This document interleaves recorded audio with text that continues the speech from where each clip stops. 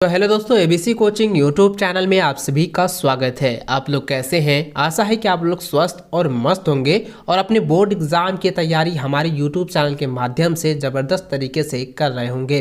दोस्तों, आज की इस वीडियो में कक्षा 11वीं कॉमर्स का अकाउंटेंसी सब्जेक्ट का most important VBI objective question बताने वाला हूँ, जो कि आपकी बोर्ड की परीक्षा में इस वीडियो में बताए गए क्वेश्चन में से कई सारे क्वेश्चन आपकी बोर्ड की परीक्षा में पूछे जाएंगे। तो सभी छात्र इस वीडियो को शुरू से लेकर अंत तक देखेंगे और आप सभी से रिक्वेस्ट है कि आप हमारे चैनल पर नए हैं तो चैनल को सब्सक्राइब करने के साथ बेल आइकन को प्रेस कर लें और वीडियो अच्छी लगे तो वीडियो को लाइक अपने सभी दोस्तों के साथ शेयर जरूर करते जाएंगे। तो चलिए दोस्तों, क्वेश्चन को जानने से पहले इसके कुछ निर्देश के बारे में जान लेते हैं। तो देखिए दोस्तों, जैसे कि आप लोगों को मार्कशीट पर जो एग्जाम्स लिया जाएगा उसमें आपको ध्यान देनी है कि आपका जो नाम है, ठीक है, आप अपना नाम, रोल कोड, अनुक्रमांक, पंजीयन संख्या, परीक्षा की जो तिथि है यानी किस डेट पर आपका एग्जाम्स लिया जाएगा, किस विभाग से है यानी कि आपका कॉमर्स है, साइंस है या आर्ट्स है वो आपको दर्शाना है, और किस विषय का एग्जाम्स लिया जाएगा उसको जो है मार्कशीट पर अच्छे से जो है आपको जगह पर जो है फिल करनी है, अच्छे से आपको वहाँ पे भरना है। साथ ही दोस्तों, आप अपना पूरा नाम का जो हस्ताक्षर है उसे मार्कशीट पर आप लोग अच्छे से करेंगे, ठीक है। बात करें आपके क्वेश्चन की, तो देखिए दोस्तों, मैं आपको बता दूं कि आपके जो क्वेश्चन पेपर में कुल मिलाकर जो है 40 बहुकल्पिक प्रश्न पूछे जाएंगे, जिसमें कि सभी प्रश्न आप लोगों को करना अनिवार्य है और सभी प्रश्न जो है 1 अंक का होगा, ठीक है। और प्रत्येक प्रश्न में जो है 4-4 विकल्प आप लोगों को दिए जाएंगे। इसमें जो है सबसे जो सही आंसर होगा उसको जो है आपको मार्कशीट पर गोले को काला या नीला करके जो है आपको फिल करना है, यानी कि आपको जो है नीला और काला बॉल पेन का ही उपयोग करनी है, पेंसिल का प्रयोग नहीं करेंगे, अन्यथा आपका रिजल्ट जो है पूरी तरह से रद्द कर दी जाएगी, रिपेंडिंग हो जाएगा। और दोस्तों, परीक्षा भवन छोड़ते समय जो है आपको मार्कशीट को जो है वीक्षक को लौटा देनी है, उसके बाद ही आप लोग जो है परीक्षा भवन से निकलेंगे। इन सभी बातों को जो है आप लोग अच्छे से ध्यान पूर्वक जो है अपने माइंड में खोस लीजिएगा, क्योंकि ऐसी गलती आप लोग भूलकर भी नहीं करेंगे, ठीक है। तो चलिए दोस्तों, इसके क्वेश्चन की ओर चलते हैं। तो देखिए, सबसे पहला क्वेश्चन यहाँ पे दिया गया है, पुस्तक पालन और लेखांकन का प्रथम पुस्तक कब प्रकाशित हुई थी? तो दोस्तों, इसका आंसर हो जाएगा 1494 ईस्वी, ठीक है, ऑप्शन नंबर सी। अगला क्वेश्चन है कि दीर्घकालीन दायित्व है, तो ऑप्शन नंबर बी इसका सही आंसर होगा। ऋण पत्र जो है एक दीर्घकालीन दायित्व है। अगला क्वेश्चन है, रूढ़िवादिता के सिद्धांत के अनुसार अंतिम स्टॉक का मूल्य निकाला जाता है, तो इसका आंसर हो जाएगा ऑप्शन नंबर सी, लागत मूल्य एवं बाजार मूल्य में जो कम हो। अगला क्वेश्चन की ओर चले तो चौथा नंबर क्वेश्चन है कि लेखांकन सिद्धांतों का महत्व है, तो इसका आंसर हो जाएगा इनमें से सभी, क्योंकि दोस्तों लेखांकन सिद्धांतों में से जो है ये निवेशों के लिए, लेखापालों के लिए और अंकक्षेपों के लिए ये सभी चीज आते हैं, ठीक है। तो इसलिए दोस्तों इसका जो आंसर होगा ऑप्शन नंबर डी इसका सही आंसर होगा। अगला सवाल है 5वां नंबर कि किस अवधारणा के अनुसार व्यवसाय के स्वामी को व्यवसाय का लेनदार माना जाता है? तो दोस्तों इसका आंसर हो जाएगा ऑप्शन नंबर डी, इकाई की अवधारण, ठीक है, यानी कि इंटिनी कॉन्सेप्ट, ठीक है। ऑप्शन नंबर आपका जो डी है वो सही आंसर होगा, इसको अच्छे से याद रखेंगे। अगला क्वेश्चन है कि रोजनामचा में कितने कॉलम होते हैं? तो इसका आंसर हो जाएगा 5 कॉलम होते हैं, ऑप्शन नंबर सी। अगला क्वेश्चन है कि लेन देनों की संक्षिप्त व्याख्या को कहते हैं, तो उसको हम लोग कहते हैं स्पष्टीकरण, ठीक है, ऑप्शन नंबर सी इसका सही आंसर होगा। अगला क्वेश्चन है कि रोलर बही के नगद खाने का शेष सदैव होता है, तो शेष सदैव क्या होता है? उसे हम लोग डेबिट कहते हैं, ठीक है। आप लोगों को पता होगा, आप लोगों को पता है ना कि डेबिट कार्ड ये इसी से जुड़ा हुआ है, नगद खाने को ही हम लोग डेबिट कहते हैं, ठीक है, याद रखेंगे। अगला क्वेश्चन है कि विक्रय बही में लिखा जाता है, तो विक्रय बही में जो है माल का सभी उधार विक्रय को लिखा जाता है, तो ऑप्शन नंबर डी इसका सही आंसर होगा। अगला क्वेश्चन है कि पासबुक के डेबिट शेष का अर्थ है। तो देखिए दोस्तों, यह जो है ना रिपीटेड क्वेश्चन है, इसको अच्छे से आप लोग ध्यान पूर्वक समझेंगे और इसको अच्छे से याद कर लीजिएगा। देखिए 10वां नंबर जो क्वेश्चन है काफी वीबीआई है, इसको आप लोगों को जो है अच्छे से रट लेनी है। तो यहाँ पे क्वेश्चन दिया है कि पासबुक के डेबिट शेष का अर्थ होता है, यानी कि debit balance as per cash book means, तो इसका आंसर हो जाएगा अनुकूलन शेष, ठीक है, यानी कि इसको कहते हैं फॉरबल बैलेंस, तो ऑप्शन नंबर आपका बी जो है सही आंसर होगा। अगला क्वेश्चन है कि जब ग्राहक माल लौटाता है तब उसे भेजा जाता है, उसे क्या भेजा जाता है? जमा पत्र भेजा जाता है, यानी कि क्रेडिट नोट भेजा जाता है। जैसे कि दोस्तों मान के चलिए अगर आप बैंक गए हैं और बैंक में कुछ आप पैसे जमा कर रहे हैं, तो उसको हम क्या कहते हैं? उसको हम क्रेडिट करना कहते हैं, यानी कि जमा करना। और जब पूरी तरह से जमा हो जाता है तो बैंक के द्वारा जो है हमारे मोबाइल पर, हमारे नंबर पर जो है एसएमएस आता है, जिसको कहा जाता है डेबिट यानी क्रेडिट मैसेज आया हुआ है, ठीक है। तो वही आपका यहाँ पे पूछा गया है कि जिस ग्राहक को माल लौटा दिया जाता है तो उसे क्या भेजा जाता है, उसे जो है जमा पत्र भेजा जाता है, क्योंकि उन्होंने जमा किया। तो ठीक है, ऑप्शन नंबर 20 का सही आंसर होगा। अगला सवाल है कि 5,000 रुपये का माल मुफ्त में नमूना के तौर पर बाजार में वितरित किया गया, रोजाना देखिए रोजाना मचा में प्रविष्ट होगी। तो दोस्तों इसका आंसर जाएगा क्या होगा कि यह जो है ना एडवाइजमेंट के लिए, ठीक है, एडवाइजमेंट के लिए जो है 5,000 रुपये पे कर रही है और परचेज के लिए जो है 5 रुपया पे की गई है। यानी कि ये जो है प्रचार विसार के लिए, यानी कि जो है किसी भी प्रोडक्ट का, जैसे कोई एक माल हुआ उसका नमूना जो है बाजार पर लाया गया 5,000 के तौर पर, उसको कीमत कितनी है 5,000 है, तो वो एडवाइजमेंट कर रही है, यानी कि उसका जो है प्रचार विसार कर रही है, उसकी पूरी तरह से हर तरफ जो है उससे प्रचार किया जा रहा है। तो उसकी लागत बताई गई है कि 5,000 इसका जो है लागत है, और आप अगर खरीदेंगे तो इसका 5,000 में आपको जो है दे दिया जाएगा। यानी कि आपका जो है एडवाइजमेंट जो है वो 5,000 की है और परचेज भी जो है वो 5,000 की है। तो ऑप्शन नंबर आपका सी जो है वो सही आंसर होगा। इसको अच्छे से आप लोग जो है याद कर लीजिएगा। जितने भी छात्र अकाउंटेंसी के हैं उन सभी को मैं आप लोगों से निवेदन करूंगा, सभी क्वेश्चन को आप लोग जो है अच्छे से याद कर लेंगे। अगला क्वेश्चन देखिए, यहाँ पे दिया गया है 13 नंबर, कहता कि तलपट किस प्रकार की शुद्धता को दर्शाता है। तो दोस्तों उसको कहते हैं अंक गणितीय, ठीक है, ऑप्शन नंबर आपका 20 सही आंसर होगा। अगला क्वेश्चन है कि तलपट है, तो तलपट क्या है, वो एक विवरण है, ठीक है, ऑप्शन नंबर आपका ए सही आंसर होगा। अगला क्वेश्चन है कि राजन ने जो है 2,900 की माल बेचा, परंतु विक्रय बही में यानी कि जब विक्रय करता है तो उसे 9,200 रुपये लिखा गया, ठीक है, यानी कि विक्रय खाता में उसका जो है 9,200 रुपया लिखता है। तो अब ये क्या कहलाएगी, तो दोस्तों यह जो होगा क्या कि उसके हिसाब किताब में क्या है, अशुद्धियां हैं। तो दोस्तों यहाँ पे क्या हो जाएगा, इसका ऑप्शन नंबर बी जो है सही आंसर होगा, हिसाब की अशुद्धियां, ठीक है, ऑप्शन नंबर 20 का सही आंसर होगा। अगला क्वेश्चन है कि ह्रास एक प्रक्रिया है, तो ह्रास क्या है, ह्रास आप लोगों को पता है ना, यानी कि ह्रास क्या है, यानी कि depression is a process of, यानी कि डिप्रेशन क्या होता है, तो डिप्रेशन का इसका आंसर जो होगा दोस्तों ऑप्शन नंबर सी हो जाएगा, संपत्तियों के लागत को उनके उपयोगी जीवन में बांटने का, ठीक है, ऑप्शन नंबर सी इसका सही आंसर होगा। इसको अच्छे से नोट कर लीजिए।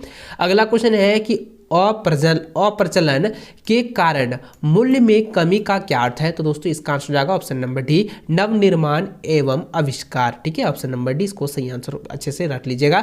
अगला क्वेश्चन है कि एक मशीन जो है 20,000 में खरीदी गई और क्रमागत ह्रास विधि से 20% वार्षिक की दर से जो है ह्रास लागत लगाया गया और तीसरे वर्ष के अंत में संपत्ति का मूल्य होगा। तो यानी कि दोस्तों यहाँ पे ये कह रहा है कि कोई भी एक मशीन है, मान के चलिए कोई एक मशीन है जिसकी लागत जो है यानी कि जो खरीद का जो दाम है वो 20,000 है और उसे खरीदी गई है 20,000 रुपये में खरीदी गई, और क्रमागत जो है यानी क्रमागत जो है उसकी ह्रास विधि से जो है 20% वार्षिक दर से जो है ह्रास लगाया गया और तीसरे वर्ष के अंत में उसकी जो है संपत्ति का मूल्य क्या होगा। तो देखिए दोस्तों यहाँ पे 20% करके यहाँ पे हो रहा है, तो 20% करके यहाँ तो क्या हो जाएगा, घट रहा है।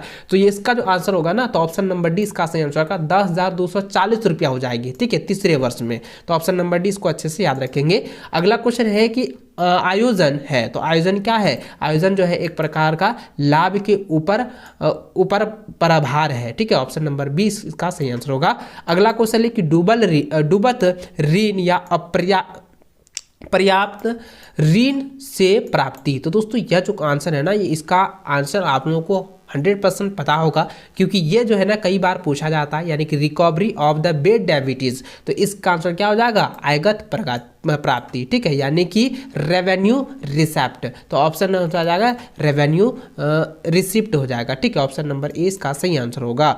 अगला सवाल है, कहता है विनिमय पत्र एक प्रकार का लेख पत्र है, तो कौन से प्रकार का लेख पत्र है, तो इसका आंसर हो जाएगा शर्त रहित जो है लेख पत्र है, तो ऑप्शन नंबर ए इसका सही आंसर होगा।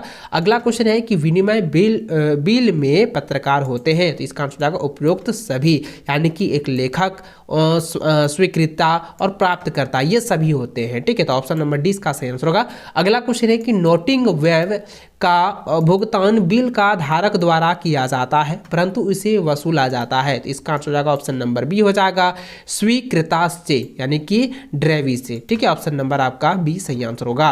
अगला क्वेश्चन है, यहाँ पे जरा ध्यान दीजिएगा, ये काफी बीबीआई है, इसको अच्छे से आप लोग समझेंगे। यहाँ पे दिया है कि ए ने बी पर एक बिल लिखा, ए ने बी सी को बेचैन कर दिया, यानी कि जो है ए जो है बी को जो है बिल लिखा है और ए ने जो है सी को जो है बेचैन कर दिया और बिल का पर्याप्तता होगा। तो दोस्तों किस पर होगा, ये जो है सी पर ही होगा। तो ठीक है, ऑप्शन नंबर आपका सी सही आंसर होगा। अब यहाँ पे जरा ध्यान दीजिए दोस्तों, यह जो एक यहाँ पे कॉलम दिया गया है, ये जो आप देख पा रहे हैं कि ये जो एक सूचना का आधार बनाया गया है, दिया है नीचे दिए दे तलपट की सूचनाओं के आधार पर प्रश्न संख्या 31 से 36 के लिए उत्तर दीजिए। तो आप यहाँ पे एक बार जो देख लीजिए, ये जो है तलपट का एक सूचना तैयार किया गया है जिसमें पूंजी, राहितोई, रोकड़, क्रय विक्रय, ये सभी चीजें यहाँ पे दी गई है। अब इसका आंसर मैं यहाँ पे बताते जाऊंगा। तो देखिए आप 25वां नंबर का क्वेश्चन दिया गया है, कह रहा है कि शुद्ध क्रय, तो शुद्ध क्रय नेट परचेज क्या है, तो नेट परचेज आपको यहाँ पे देखकर आपको बताना है। तो ठीक है, यहाँ पर देखकर आपको बतानी है। तो चलिए मैं इसका बताते जाऊंगा, तो यहाँ पे ध्यान दीजिए। तो सबसे पहले यहाँ पे देखिए इसका जो आंसर होगा वो ऑप्शन नंबर सी हो जाएगा। 58,000 जो है ये शुद्ध क्रय है, यानी कि नेट परचेज है। ठीक है, अगला क्वेश्चन है कि शुद्ध विक्रय यानी कि नेट सेल कितने हैं, वो 94,000 रुपये है। तो ऑप्शन नंबर बी सही आंसर होगा। अगला है यदि अंतिम रहता 36,000 हो तो सकल लाभ होगा, तो यानी कि सकल लाभ यहाँ पे पूछा गया है, यानी प्रॉफिट। तो इसका आंसर क्या आ जाएगा, इसका 10,000 और जुड़ेगा ना, क्योंकि यहाँ पे आप इसमें देखेंगे जो आपकी यहाँ पे जो है ये आलेख जो यहाँ पे दिया गया है, इसमें आप अच्छे से ध्यान दीजिएगा। तो इसके अनुसार जो है दोस्तों इसका आंसर हो जाएगा 46,000, यानी कि 36,000 पहले था और इसका सकल लाभ क्या हो जाएगा, 10,000 और जुड़ जाएगा, तो कितना हो जाएगा 46,000 रुपये। अगला क्वेश्चन है कि देनदारों यानी कि देनदारों पर 5% संचय बराबर क्या होगा, तो वो हो जाएगा 2,000 रुपये। ठीक है, चलिए अगला क्वेश्चन है कि उपसार, देखिए उपसरण पर जो है 10% प्रति वर्ष की दर से ह्रास होगी, तो इसका आंसर हो जाएगा 1,200 रुपये। तो ऑप्शन नंबर ए इसका सही आंसर होगा। अगला क्वेश्चन है कि अंतिम रहता 36,000 रुपये होने पर विक्रय लागत, तो इसका आंसर हो जाएगा 48,000 रुपये, ऑप्शन नंबर ए। चलिए अगला क्वेश्चन क्यों चले, 31 नंबर क्वेश्चन दिया गया है कि इनमें से कौन चालू संपत्ति है, तो इसका आंसर है दोस्तों इसमें से सभी जो है ये चालू संपत्ति है, यानी कि रहता हो गया, यानी स्टॉक हो गया, विविध देवनार हो जाएगा, डेबिटोर हो जाएगा, उसके बाद जो है ये है पूर्वदत्त व्यय यानी कि प्रीपेड एक्सपेंस, तो ये सभी जो है ये चालू संपत्ति है। ठीक है, याद रखेंगे, ऑप्शन नंबर डी इसका सही आंसर होगा। अगला सवाल है कि यदि विक्रय मूल्य है 4 लाख रुपये और विक्रय लागत है 3,10,000 रुपये तथा परिचालन व्यय है 60,000 रुपये, तो सकल लाभ होगा, तो दोस्तों इसका आंसर हो जाएगा 90,000 रुपये, ऑप्शन नंबर बी इसका सही आंसर होगा। इसका एक फॉर्मूला होता है, इसका फॉर्मूला मैं आपको अच्छे से बता दूंगा, ठीक है, कैसे इसका निकाला गया। चलिए अगला क्वेश्चन है कि अंतिम खाते तैयार किए जाते हैं, तो इसका आंसर हो जाएगा लेखांकन अवधि के अंत में, ऑप्शन नंबर 20 का सही आंसर होगा। अगला सवाल है कि क्रय किए गए माल पर धुलाई एवं भाड़ा को दिखाया जाता है, तो इसका आंसर हो जाएगा व्यापार खाता में। ठीक है, ऑप्शन नंबर इसका सही आंसर होगा ट्रेडिंग अकाउंट। ठीक है, इसको अच्छे से याद रखेंगे। अगला क्वेश्चन है कि निम्न में कौन सा इनपुट उपकरण नहीं है, तो मॉनिटर जो है एक इनपुट उपकरण नहीं है, ऑप्शन नंबर बी। अगला क्वेश्चन है इनमें से कौन कंप्यूटर का मस्तिष्क कहलाता है, तो दोस्तों सीपीयू को जो है कंप्यूटर का दिमाग यानी कि मस्तिष्क कहा जाता है, तो ऑप्शन नंबर 20 का सही आंसर होगा। अगला सवाल है कि कौन से 2 अंक बाइनरी पद्धति में उपयोग होते हैं, तो इसका आंसर हो जाएगा 01, ऑप्शन नंबर ए जो बी जो है सही आंसर होगा 01। ठीक है, अगला क्वेश्चन है लेखांकन प्रतिवेदन में कौन सी विशेषताएं होनी चाहिए, तो इसका आंसर हो जाएगा उपयुक्त सभी, क्योंकि उपभोक्ता, शुद्धता और पूर्णता ये सभी जो है विशेषताएं होनी चाहिए, इसलिए ऑप्शन नंबर डी जो है इसका सही आंसर होगा। अगला सवाल दिया गया है कि निम्न में से कौन DBMS का उपकरण है, तो दोस्तों इसका जो आंसर होगा वो हो जाएगा फाइल मैनेजर और डाटा शब्दकोश, ये दोनों यानी कि ए और सी दोनों हो जाएगा, इसलिए दोस्तों इसका आंसर हो जाएगा ऑप्शन नंबर डी। अगला क्वेश्चन है कि SQL का पूरा नाम है, तो SQL का पूरा नाम है स्ट्रक्चर क्वेरी लैंग्वेज। ठीक है, तो ऑप्शन नंबर ए जो है इसका सही आंसर होगा। इस वीडियो में दोस्तों मैंने आपको 40 क्वेश्चन बताए हैं, 40 क्वेश्चन आप लोगों को अच्छे से तैयार कर लेनी है और इससे आपके कई सारे क्वेश्चन जो है बोर्ड की परीक्षा में पूछे जाएंगे, इसलिए दोस्तों एग्जाम से पहले इनको अच्छे से रिविजन कर लेना। और आई होप दोस्तों आज इस वीडियो को आप लोग अच्छे से समझ गए होंगे, और अगर आपको अच्छी लगी हो तो वीडियो को लाइक और अपने दोस्तों के साथ शेयर करें। चैनल पर नए हैं चैनल को सब्सक्राइब करने के साथ बेल आइकन को प्रेस कर लें, ताकि इसी प्रकार से आने वाली वीडियो की नोटिफिकेशन आप लोगों को मिल सके।